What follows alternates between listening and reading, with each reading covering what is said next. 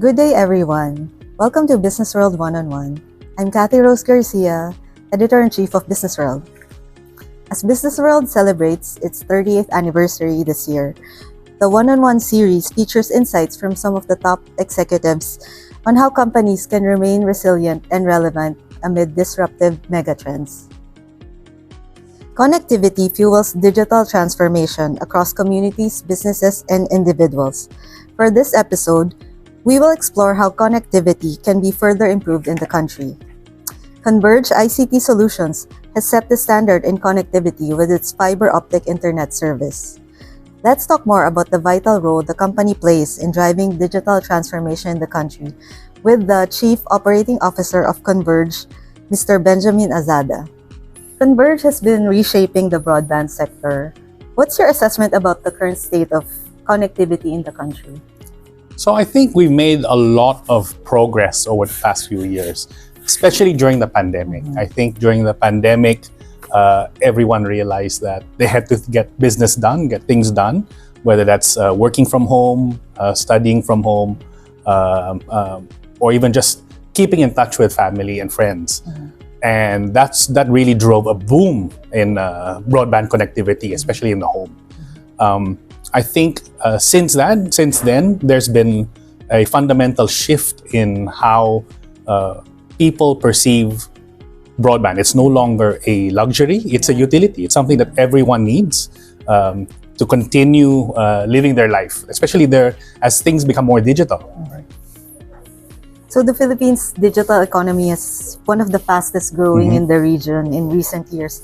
How do you see Converge's role in helping drive digital transformation as well as the growth of the Philippine digital economy? You know, Cathy, if you don't have connectivity, you can't have digital transformation. It's a fundamental enabler. It's what connects you to apps, it's what connects you to content from your home or from your mobile device.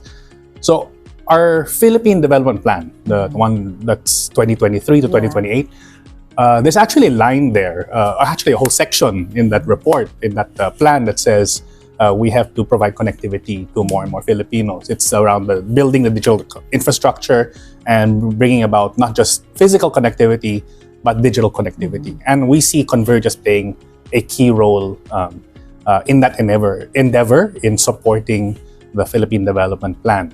So we've been investing heavily in our nationwide backbone, in bringing connectivity to the different islands across the Philippines. We started off not in Metro Manila, but in Pampanga.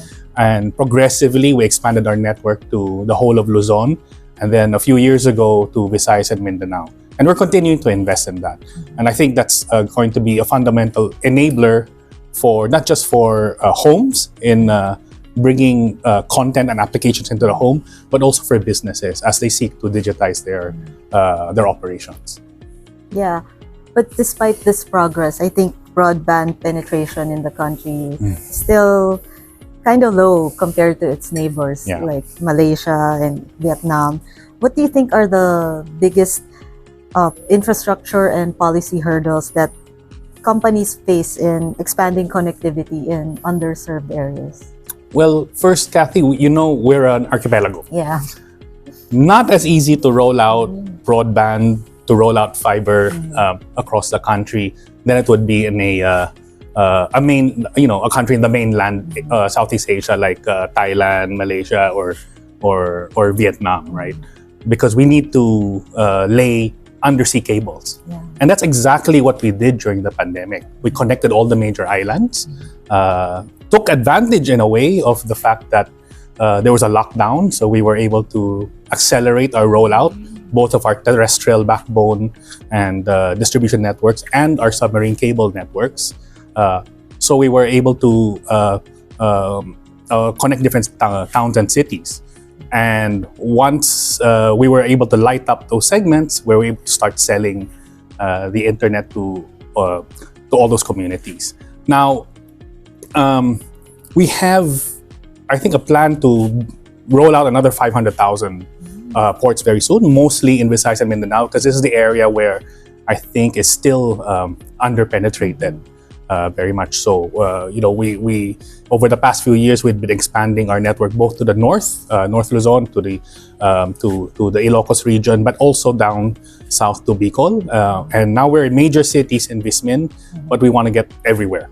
So this year, I think we just started operations in Samar, pilot, and soon we'll be in other towns and cities. So you mentioned 500,000 ports. Is that for when do you see Converge achieving that? That's already budgeted already for us. Yes, already. Yeah. So we're already very, very soon in the coming months. Yeah. So Converge recently, I think, had a refresh of its corporate identity as it transitions to becoming a technology company, or as you say, it's a techco. Techco, yes. Techco. Can you tell me more about that, and what does it mean for the future of Converge?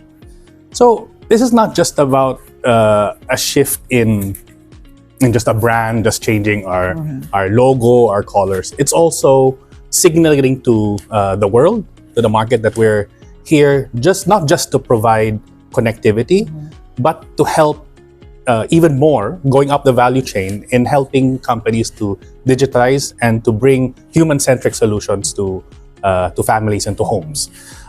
So we've even refreshed our vision, mission, and value. So I haven't memorized it yet. It's very, very new, but let me just read it. Yes, sure.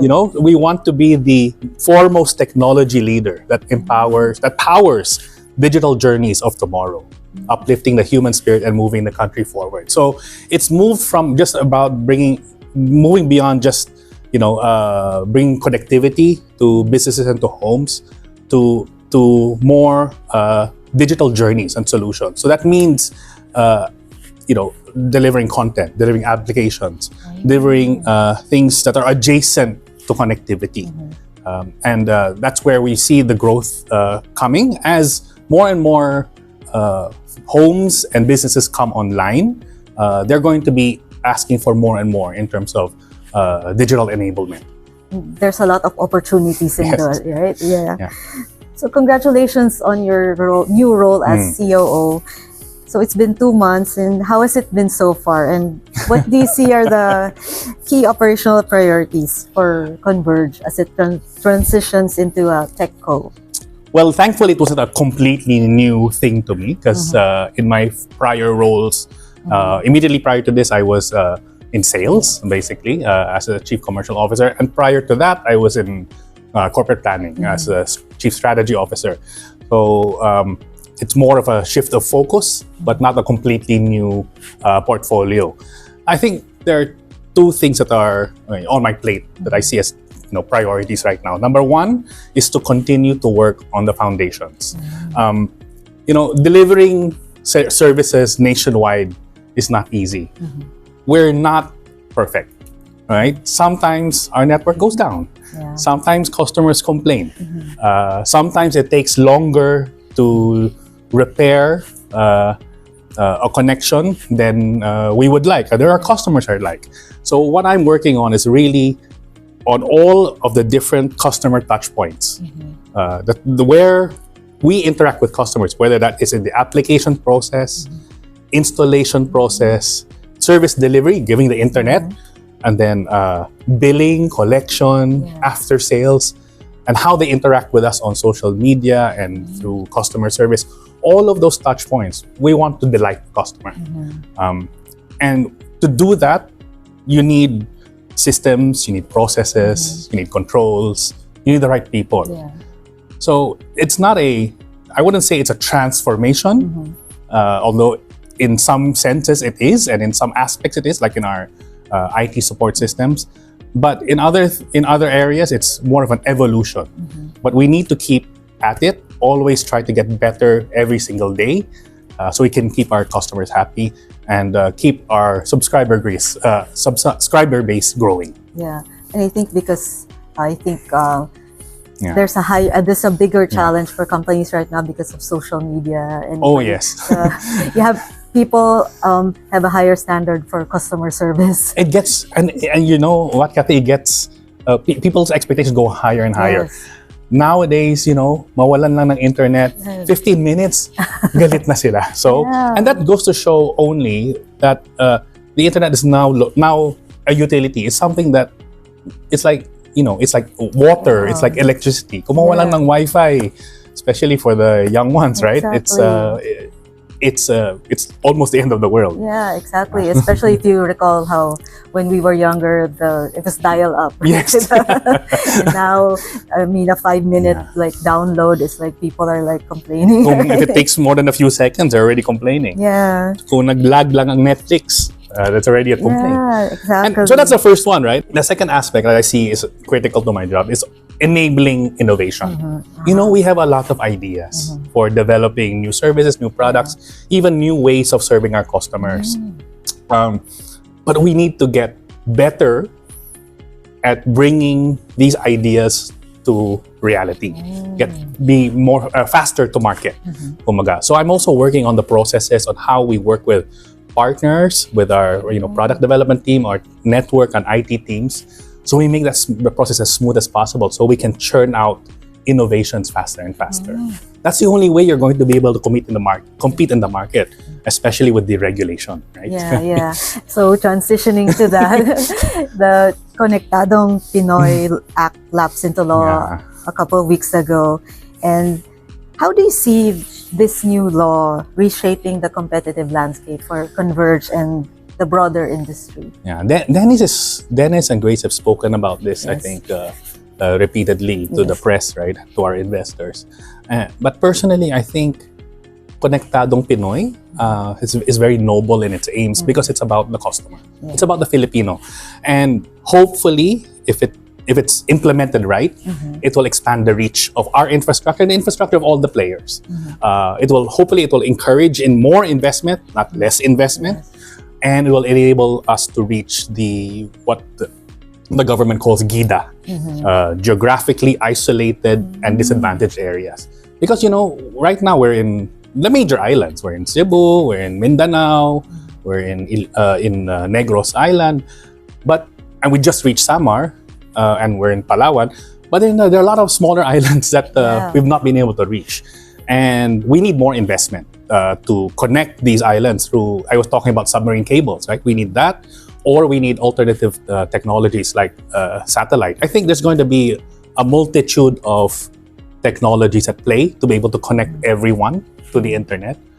For us, we're focused, syempre, on fiber. But of course, there are certain areas where satellite is the only option, or mobile is the only option. Wireless is the only option. So I think there's a place for everybody. The one thing I like about Konektadong Pinoy is that it encourages sharing of infrastructure.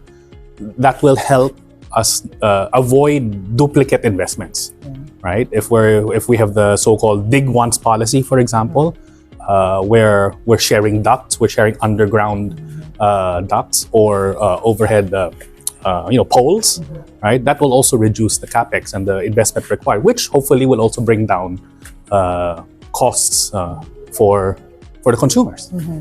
So ideally, you would say that this would help bring down the cost of internet in the Yes, hopefully, but we have to make sure that it's implemented right.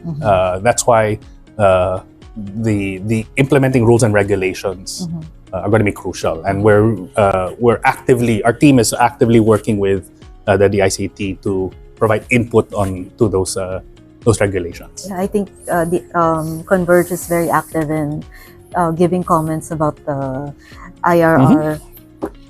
Are there any specific protections or safeguards do you want to include in the IRR?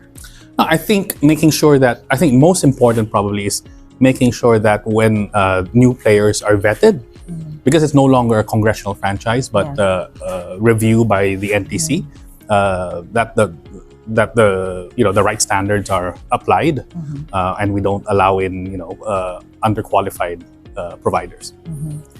So I think in the first half, Converge has posted solid growth in revenues and net income. What do you think is the secret to Converge's continued growth, and how do you aim to keep growing your subscriber base and revenues and increase in an environment where there's increasing competition? We've been able to grow this fast because we're focused. We have one business. which is fixed broadband. Although, of course, we are investing in the future, move as our part of our pivot to techco. But we're not distracted by a whole bunch of other businesses.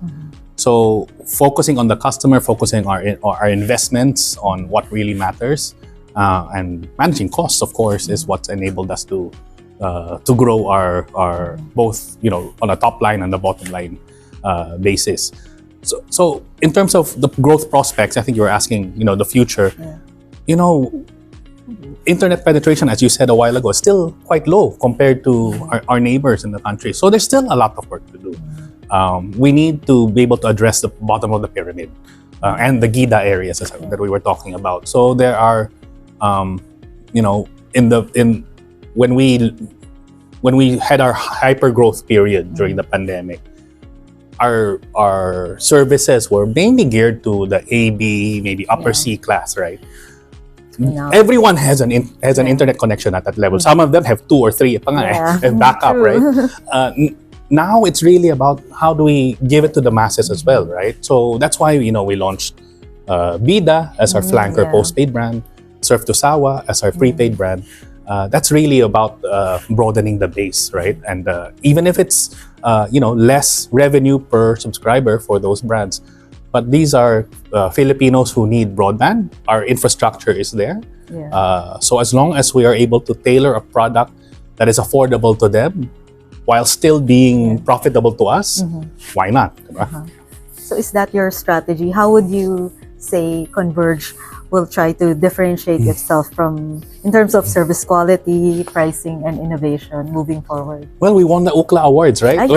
Best internet, fastest internet, etc. And you also had the Forbes. Yes. So a lot of focus has been on the core of our network, but there's still a lot of work to do. We need to make sure that our network is continues to be reliable, that there's as little downtime as possible, and when it's down, that we're able to repair it as quickly as possible. So continuous investment is needed. And it's also important because another area of focus for growth for us is the enterprise business. We're actually, we don't have a very big enterprise business, unlike the other 2 players, right? It's only 15% of our revenue base. We want to grow that, more than double that if we can, because we want to be a catalyst for the economy. And to do that, we need to enable the digital transformation of businesses. Of course, large businesses, they already have multiple links. They buy from all the big players, right?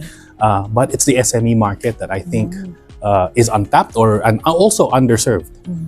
So hence, we started, a few months ago, we launched a microbiz Max product, which is geared specifically for micro businesses, right? And we will continue to innovate to be able to provide services for the MSME market, both content but applications. We already resell cloud-based payroll systems, hotel management systems, but we want to get into other areas like cybersecurity. Make it easy for MSMEs to up their digital quotient. Yeah, because I think MSMEs are like 95% of the economy, right? Yes. So I think that's a good. But do you have any targets of how big you want to grow the enterprise? I can't say exact numbers because our finance people haven't announced it yet. But it's more than double. We want to more than double it. So I think Converge has also been investing in data centers, right? So this year you've opened 2 new data centers. We will open. Yeah. So are there any? Can you tell me more about that? And are there any plans to further invest in the data center business? Yeah. So these 2 data centers that we're building is mainly for our own use. Own use. We're not doing a real estate play. We're not doing this for the hyperscalers to come in and and locate. What we're doing is mainly to one is to modernize our own infrastructure, but 2, give us the capacity and the capabilities to be able to deliver more tech-enabled services to our customers. This is part of our pivot to techco, right? We want to be able to deliver cloud-based services, things that we go on top of connectivity.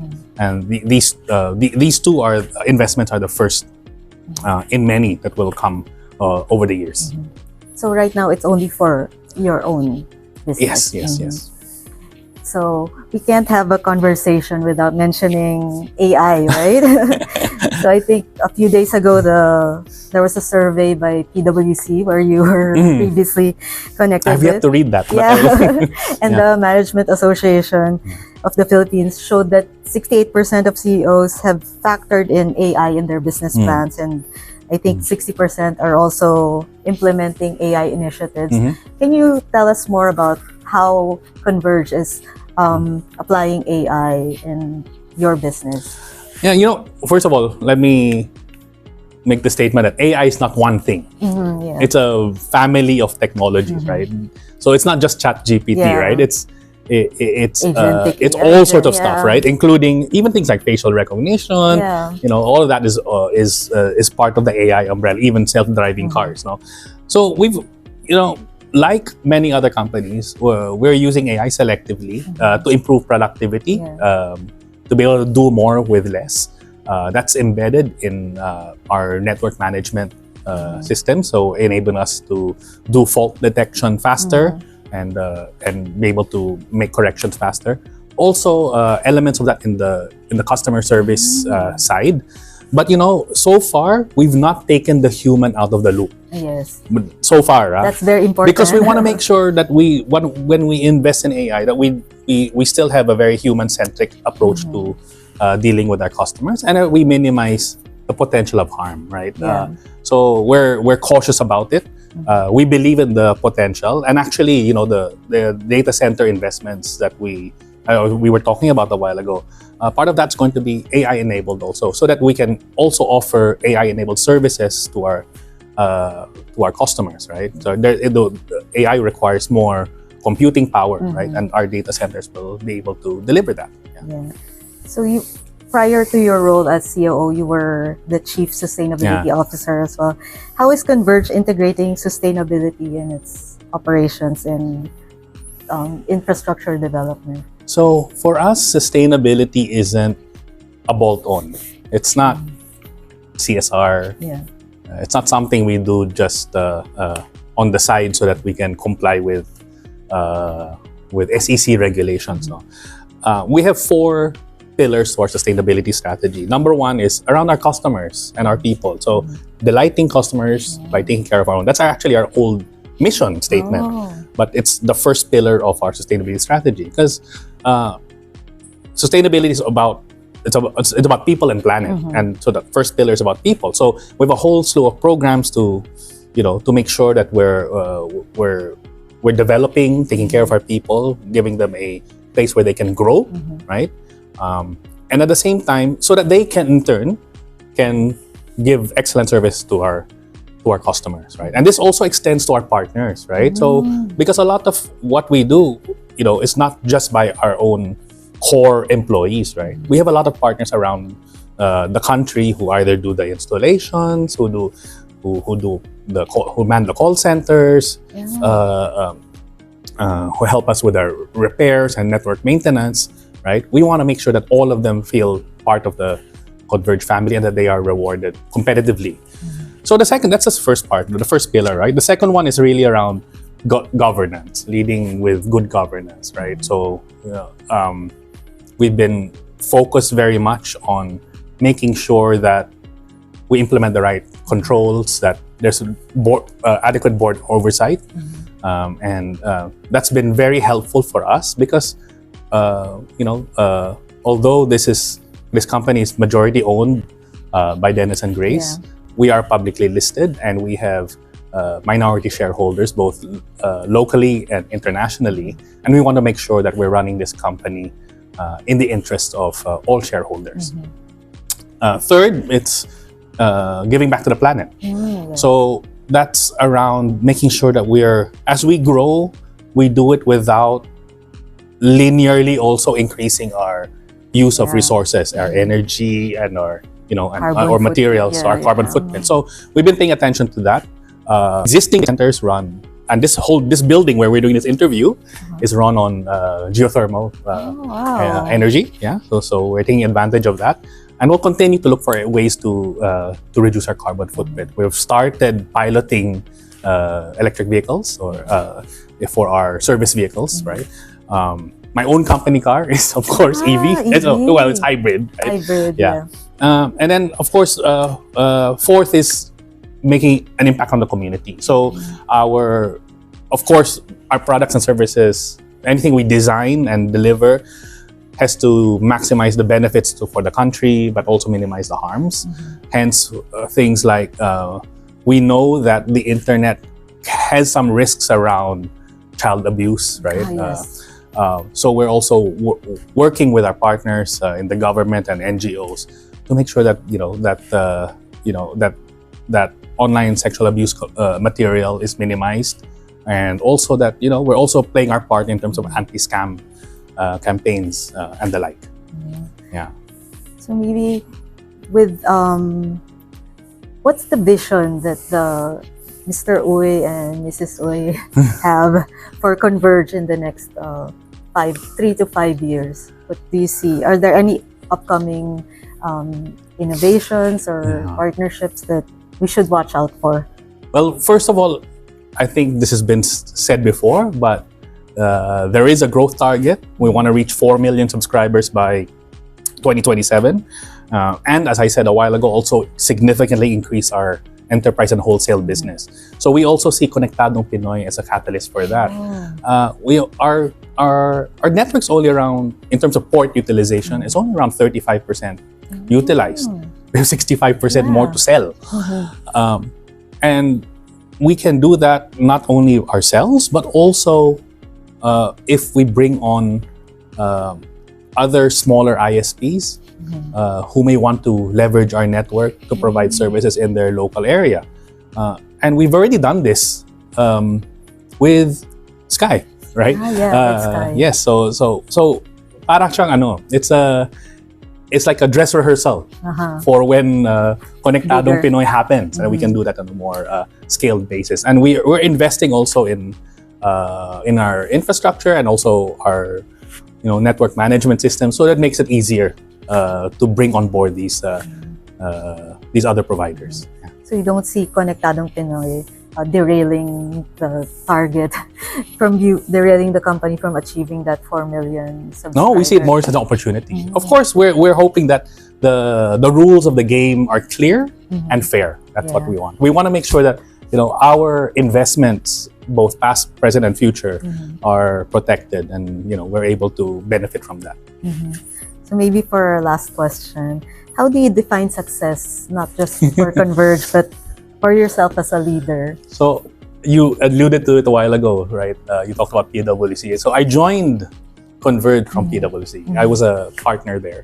But I was attracted to Dennis and Grace's vision to serve the unserved, leave no one behind. And I'm really happy that when I joined Converge, I joined at the point when we were on the cusp of hypergrowth and really able to make a dent on the industry, right? Make an impact on the industry. So if we're able to meet the targets of the country for universal, meaningful connectivity across the whole archipelago, and I know in my heart that I had played a role in that, that for me is success, career success. And that concludes this year's Business World One-on-One series. Please follow Business World on YouTube and other social media accounts for more business news and economic insights. I'm Cathy Rose Garcia. Thank you for watching.